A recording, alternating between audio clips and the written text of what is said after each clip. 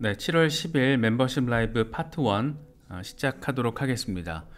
이번 주에 시장에 여러 가지 굵직한 데이터들이 잇따라 공개가 지금 예정돼 있기 때문에 상당히 분주한 한 주가 될 것으로 보입니다. 일단 7월 12일에 6월 CPI가 발표가 되고, 그날 또 연준의 경기 동향 보고서라고 할 수 있는 베이지북이 공개가 됩니다. 그리고 다음 날에는 PPI가 발표가 되고, 14일에는 미시간 대학교 이 소비자 심리 지수가 공개가 됩니다.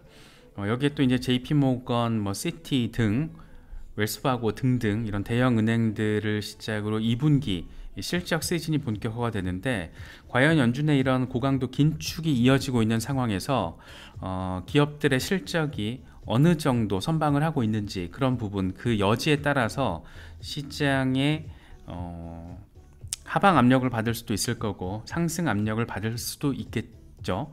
그래서 지금 실적이 또 어떻게 나와 주느냐가 상당히 중요한 포인트, 이번 주부터 조금 펼쳐지게 될 것으로 보입니다. 특히 연준의 FOMC 회의가 이제 코앞으로 다가왔는데, 이제 한 주 정도 남았죠. 그걸 앞두고 가장 중요한 데이터들 CPI, PPI가 다 나옵니다, 이번 주에. 그래서 이번 주에는 아래쪽으로든 위쪽으로든 시장이 압력을 받을 가능성이 높다. 다만 이제 인플레이션 상황이라는 게 뭔가 드라마틱하게 나아질 가능성이 그렇게 높지 않기 때문에, 일단 예측치 수준으로만 나와줘도 인플레이션이 둔화는 되고는 있겠지만 이게 너무 둔화 속도가 느리다, 플러스 연준의 목표 타겟 레이트인 2%와 비교했을 때 여전히 높다, 이렇게 해석될 가능성이 상당히 높아 보이는 그런 시기죠. 그렇다 보니까 이미 이제 연내 두 번에 걸쳐서 금리 인상을 사실상 예고한 연준의 입장에서는, 예를 들면 7월에 금리 인상은 이제 기정사실이고 9월, 11월, 12월 이제 남은 FOMC 회의에서 언제 금리 인상을 추가로 단행을 할 것이냐, 그러니까 9월에 연타로 올릴 것이냐, 아니면 9월, 10월, 9월 쉬고 11월이나 12월에 마지막으로 한 번 더 올리고 이번 금리 인상 사이클 마무리하고 내년부터는 금리 인하 시즌으로 이렇게 접어들게 될 것이냐, 이런 것들이 이제 관전 포인트가 될 가능성이 높은데, 좀 봐야겠죠. 어쨌든 이번 주 굉장히 굵직한 데이터들, 특히 금리 이슈, 긴축과 관련해서 상당한 영향을 미칠 수 있는 그런 데이터들이 쫙쫙쫙쫙 공개가 된다, 이렇게 바라보시면 될 것 같습니다. 전 개인적으로 이게 참 재밌게 느껴지더라고요. 이제 6월 초에 부채 한도 협상안 통과가 되고 나서 지금 한 달 조금 더 지났잖아요. 그런데 한 달 사이에 부채가 1조 달러 넘게 증가를 했어요. 그래서 이게 또 막상 이렇게 이 숫자로 직접적으로 보니까 와, 느낌 다르더라고요. 그래서 야, 미국이란 나라가 정말 대단하다, 그냥 계속 돈 찍어내고 있는 거예요. 그래서 이른바 전문 용어로 돈지랄 지금 하고 있는 겁니다. 그래서 부채 경제가 이렇게 가속화되고 있고, 이거 누군가는 결국에 어느 시점에서 책임을 져야 되는데, 이거 누가 책임을 지게 될 것이냐. 그러니까 지금 당장은 돈 찍어내는 게 제일 편하잖아요. 이 단기적인 어떤 지금 당장의 효율성을 위해서 굉장히 지금 무책임한 짓거리를 하고 있는 겁니다. 그래서 이런 와중에 또 금리는 계속 높이고 있고, 이게 지금 연준의 이자 비용 지출인데 와, 급격하죠. 이제 코로나 때 이후부터 계속 긴축을 단행을 하다 보니까 올해 지금 1조 달러가 넘었다라는 거예요. 그래서 미국이란 나라가 대체 어떻게 되려고, 연방정부의 지금 이자 지출만 이 정도 사이즈가 되다 보니까 맛이 갔구나. 거기다가 지금 현재 정부가 경제를 뒷받침하기 위해서 하고 있는 짓거리는 이렇게 돈 찍어내면서 부채를 통해서 경기를 부양하고 있는 이런 시스템을 큰 어떤 기본 베이스로 깔아놓다 보니까, 이게 과연 얼마나 어떤 지속 가능성, 긍정적인 측면에서의 지속 가능성을 담보할 수 있을 것인가. 담보 못하죠.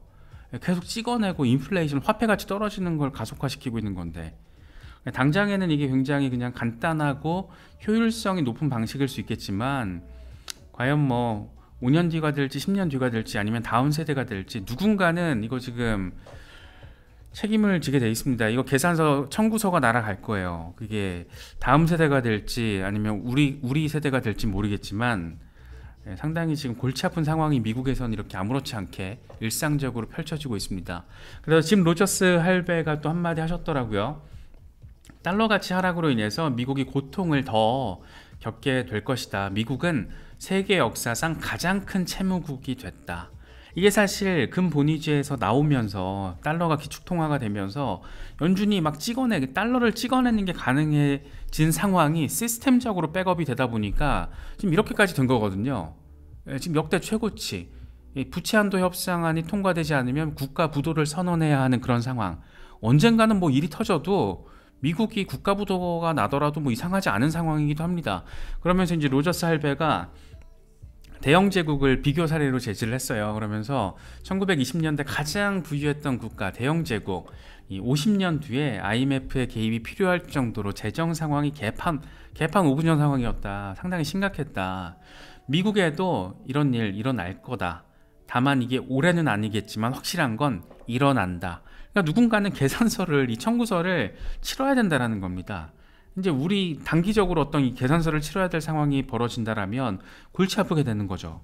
상당히 골치 아프게 되는 거고, 지금 이런 상황 때문에 이 달러 가치 하락, 미국이 앞으로 겪게 될 고통, 이런 것 때문에 바이든 대통령에 대해서 비판적인 사람들은 정말 역사상 아주 그냥 리디큘러스한 대통령으로 기록이 될 것이다, 뭐 이런 얘기도 해요. 그래서 이게 지금 치매가 아닌 이상 어떻게 저런 정책 결정을 할 수 있냐, 뭐 이런 비판을 넘어서서 비난 여론들도 계속 들끓고 있거든요, 한쪽 진영에서는. 그래서 안 그래도 미국 사회가 지금 정치적으로 경제적으로 이렇게 다 양분돼 있고 그 갈등의 수위가 굉장히 극단적이잖아요. 그래서 물론 이건 뭐 우리나라도 다르진 않지만 미국은 거의 일단 총 들고 다니니까 그런 위험성이라는 게 상당히 직접적으로 체감이 되니까, 그래서 지금 미국이란 나라가 일단 정상이 아니다, 뭐 이렇게 바라볼 수 있는 상황. 그런데 여기에 골드만삭스가 이번에 되게 재밌는 경제 보고서를 냈습니다. 50년 뒤에 지금 세계 경제 대국 순위가 어떻게 될까, 이거를 지금 한 건데, 지금 현재는 당연히 미국이 1등이죠. 미국, 중국, 일본, 독일, 인도. 그러니까 세계 5위 경제 대국이 인도. 원래 저기가 영국 자리였는데 작년에 영국 제끼고 한때 영국의 식민지였던 인도가 5위, 세계 5위 경제 대국으로 도약을 했다. 이 자체가 하나의 기사 제목이었었는데, 재밌는 게 뭐냐면 50년 뒤에는 중국이 이제 1등 중국, 그런데 2등이 인도가 될 거라는 거예요. 그래서 50년 뒤에 이 숫자는 GDP거든요. 그래서 중국이 GDP 57조 달러로 세계 1등 경제 대국이 될 거고, 세계 2위 경제 대국은 인도가 될 것이다. 52조 5천억 달러. 3위가 미국 51조 5천억 달러. 4위가 EU 30조 3천억 달러. 5위가 재밌어요. 일본 7조 5천억 달러. 7조가 아닐 것 같은데 제가 뭔가 숫자를 잘못 쓴 것 같은데, 어쨌든 5위로 기록되는 게, 랭킹이 되는 게 일본이란 나라가 참 재밌어요. 그죠? 이렇게 경제 어떤 저성장의 상징이 된 나라, 이 인구 구조 측면에서 바라보더라도 고령화의 상징이 돼서 정말 답이 없어 보이는 나라 중에 하나고, 그런 어떤 특징들을 굉장히 유사하게 뒤따라가고 있는 게 우리나라인 거잖아요. 그런데도 경제 규모를 세계 5위까지는 어떤 유지를 시킬 수 있다라고 지금 전망이 되고 있는 겁니다. 50년 뒤에. 27조가 맞는 것 같아요. 그죠? 27조가 돼야지, 이게 EU가 30조니까 5위 일본 27조 5천억 달러, 이게 맞는 것 같아요. 맞습니다. 우사인너트님. 17조 달러는 좀 이상한데라는 생각을 지금 하고 있었는데, 어쨌든 그래서 일본이 아마도 27조 5천억 달러로 50년 뒤에 세계 5위 경제대국, 지금 3위를 차지하고 있는 것도 사실 좀 놀라운 부분인데, 일본이란 나라를 이렇게 조금, 우리는 기본적으로 또 반일 정서라는 게 뭐 정도의 이 수위는 다르지만 깔려 있는 경우가 또 많이 있잖아요. 뭐 요즘엔 좀 이제 많이 바뀌었습니다. 그냥 과거는 좀 접어두자, 뭐 이런 의견들도 조금 많고, 어쨌든 일본 여행 엄청 가잖아요. 그런 과거의 어떤 역사를 현재의 어떤 일본의 호에 대한 감정을 투영시키는데 기준점이 작용하는 시기는 좀 지난 것 같긴 합니다. 물론 사람마다 다르죠. 여전히 불매운동 해야 된다, 뭐 이런 사람도 많고, 반일 정서, 역사는 잊어서는 안 된다, 뭐 이런 부분에 방점을 찍은 여론도 많지만, 어쨌든 일본이라는 나라가 보여주고 있는 이런 경제적인 위상, 특히 AI의 시대에 지금 주목받고 있는 나라 중에 하나가 일본인 거 아세요? 왜 그 AI 시스템이, 예를 들어서 챗 GPT 같은 경우에는 클라우딩을 기본으로 하고 있는 AI 시스템을 말하는 거잖아요. 그런데 이 피지컬한 AI, 예를 들어서 이 이족 보행 AI, 사람 모양을 하고 있는 AI 로봇, 사족 보행 AI 로봇, 이런 게 있잖아요. 그런데 그런 게 일본에서 개발이 되게 잘 돼 있어요. 그쵸? 그 정도는 아마 그냥 아실 거예요. 일상적으로 또 바라볼 수 있는 산업 현장이나 이런 곳에서. 근데 재밌는 게 뭐냐면 지금 일본에서 그러니까 챗 GPT와 같은 생성형 AI 클라우딩 시스템과 일본이 여러 가지 종류 다양하게 개발해 놓은 이런 피지컬한 AI를 이런 클라우드 생성형 AI를 연계시켜 버리는 거죠. 그러니까 AI가 이 사족 보행 AI 내지는 이족 보행 인간의 모습을 닮은 AI가 모든 걸 다 해결을 해주는 거죠. 지금 챗 GPT가 해결해주는 수준으로. 왜냐하면 그걸 연동을 시키는 그런 작업이 지금 막 진행 중이라고 합니다. 세상이 되게 재미있게 바뀌어가고 있고, 일본이란 나라가 지금 몇십 년 동안 이 피지컬한 AI 시스템 개발을 해놨던 게 굉장히 큰 밑바탕이 될 수도 있을 거다, 이런 분석도 나오고 있어요. 그래서 일본이란 나라가 상당히 재미있는 모습 보이고 있고, 그런데 우리나라도 그런 사족 보행 AI 로봇 이런 거 많이 개발해 놨잖아요. 그래서 사실 우리나라도 반도체 이후에 먹거리가 어쩌면 AI 로봇 쪽이 될 수도 있지 않나, 뭐 그런 생각이 들어요. 그래서 일단 우리보다 좀 더 사이즈가 크고 더 선진화되어 있는 기술력을 가지고 있는, 적어도 이제 AI 로봇 시스템과 관련해서 그건 일본이기 때문에 일본의 그런 흐름을 잘 살펴볼 필요가 있고, 제가 지금 일본 얘기를 좀 길게 하는 이유가 뭐냐면, 일본에서 일단 XRP, SBI 이런 어떤 지금 짜여지고 있는 판때기가 또 금융 시스템 혁신과 같이 맞물려서 갈 거기 때문에 그게 어떤 식으로 시너지를 내면서 진화를 하게 될지는 아무도 모릅니다. 그래서 그런 부분들이 또 자리하고 있기 때문에 특히 XRP 투자하시는 분들 많으시니까 그런 부분들 참고하시면 더 좋을 것 같아요. 어쨌든 골드만삭스가 지금 주목을 하는 건 인도예요, 인도. 그래서 인구 대국, 또 기술 혁신, 자본 투자 증가, 생산성 향상, 이런 모든 측면에서 미국을 추월하게 될 것이다. 다만 인도의 노동력 참여율이 15년 동안 지금 감소를 하고 있는데, 이건 여성의 노동 참여율이 20%에 불과하기 때문이다. 그러니까 이 여성 참여율이 저조한다라는 게 인도의 어떤 노동 시스템 생산력 향상에 있어서 아킬레스건이 될 수 있다, 뭐 이런 표현을 하더라고요. 그래서 2075년 세계 경제 환경이 굉장히 크게 많이 바뀌어 있을 것 같다, 이런 부분들 우리가 또 생각을 해볼 수가 있을 것 같습니다. 그래서 50년 뒤면은 전 살아있지 않을 것 같은데, 아무튼 우리들 중에 적잖은 분들이 살아 계실까요? 100세 시대니까 괜찮나? 아무튼 뭐 모르겠지만 인도의 이런 선전, 지금도 이미 세계 5위 경제대국인데 세계 2위로 치고 올라갈 거라는 골드만삭스의 리포트가 있었습니다. 여기에 지금 이제 인도 상황, 이런 중국 상황, 인도 중국 브릭스 진영이잖아요. 브릭스 진영의 상징 인도 중국 러시아, 일단 그죠? 브라질 뭐 남아공이 있지만 어쨌든 가장 큰 목소리를 내고 있는 게 중국 러시아 인도니까, 이 브릭스 통화가 세상에 등장을 한다라는 거는 그래서 더 의미가 클 수밖에 없지 않나, 의미 부여가 가능하지 않나, 뭐 이런 생각이 들기도 합니다. 일단 지금까지 나온 내용은 금 기반 골드 백업이 되는 화폐로 예고가 되어 있습니다. 그래서 뉴 머니 뉴 월드, 이 지금 두 단어로 브릭스 통화의 어떤 의미 부여를 하려는 브릭스 진영의 의도를 엿볼 수가 있는데, 푸틴이 이번에 이런 얘기를 합니다. 상하이 협력기구 화상회의에 참석을 해서 이런 얘기를 합니다. 달러 대신 현지 통화로 국경 간 거래를 해야 된다, 이런 촉구성 멘트를 한 거예요. 그래서 우리 지금 중국이랑 러시아 무역 결제할 때 위안화와 루블화로 결제를 하고 있는데 앞으로 그 규모가 더 확대될 거야. 지금 러시아 중국 무역 사이에서 80%가 위안화와 루블화로 결제가 되고 있어. 이거 저는 사실 깜짝 놀랐거든요. 80%나 됐나? 이 비중이 벌써?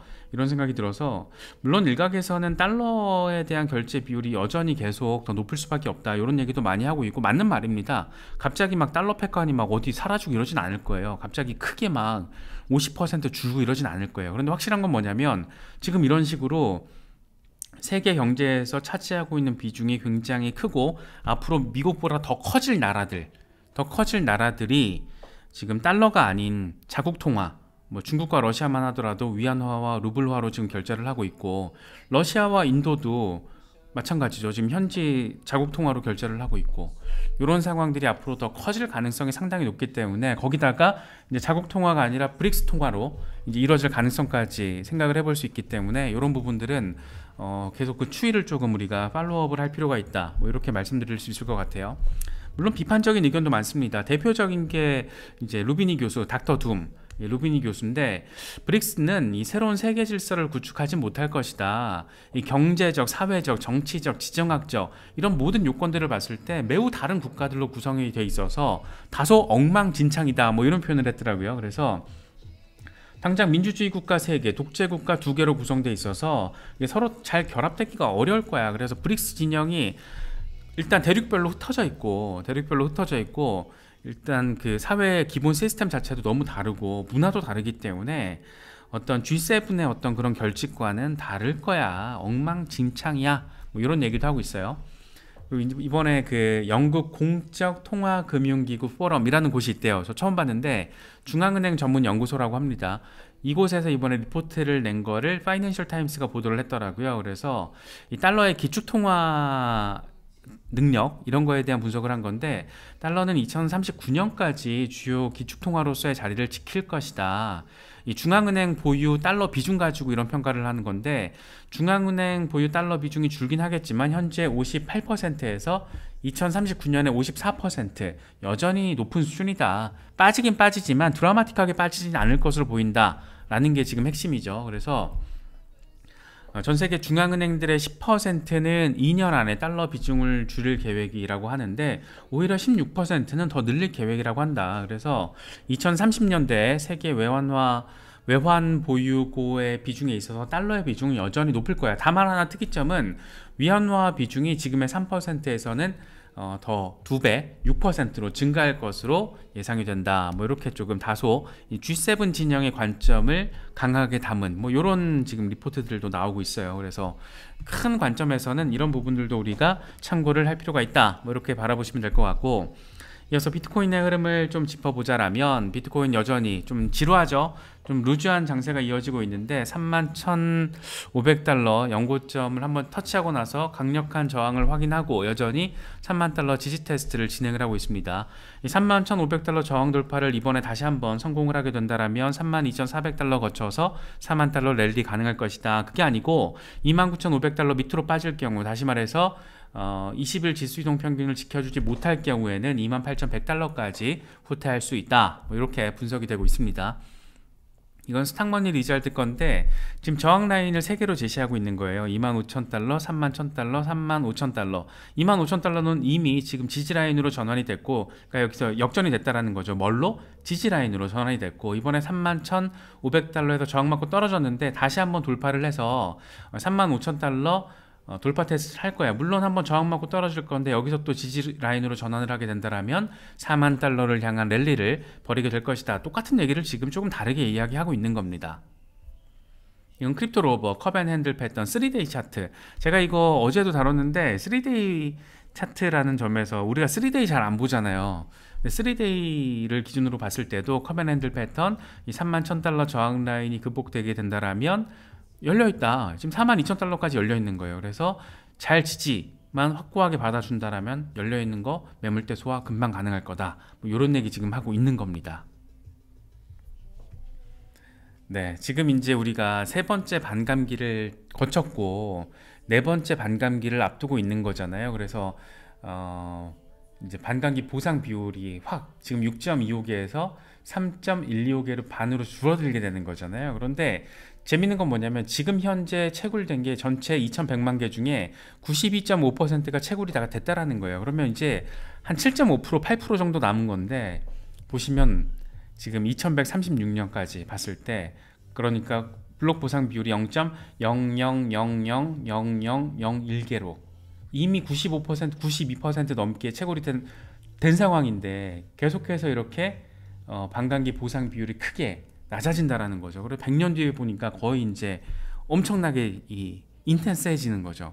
그렇다면 이게 무슨 얘기냐면 지금 이미 90% 넘게 채굴이 된 상황에서 계속 이렇게 가치가 높아진다라면 이거는 산술급수적인 상승이 아니고 기하급수적 그 이상의 상승 가능성을 염두에 볼 수 있다라는 게 지금 비트코인 맥시멀리스트들의 주장인 거잖아요. 물론 그게 얼마나 더 강력하게 구현이 될지는 모르죠. 봐야겠지만 숫자적으로 놓고 보면 아직 굉장히 초기 단계고, 아직 초기 단계에 불과하고, 비트코인은 2100만 개로 한정이 돼 있는데 이미 92% 넘게 채굴이 돼 있고, 그런데 앞으로 갈 길은 이렇게 많이 남아 있고, 그럼 가치가 어떻게 될 것인가? 바로 이런 얘기 나오는 거죠. 비트코인이 희망이다. 이거 오늘 마이클 셀러가 올린 거거든요. 그래서 이런 베이스들이 깔려 있다 보니까 비트코인 맥시멀리스트들은 이런 얘기를 아무렇지 않게 강력하게 지금 주장을 하고 있는 겁니다. 실제로 어떻게 될지 모르겠지만 이런 부분들에 대해서 강세론자, 비트코인의 인생을 건 사람들은 굉장히 강력하게 이야기를 하고 있다더라. 뭐 이런 부분들 참고하시면 좋을 것 같습니다.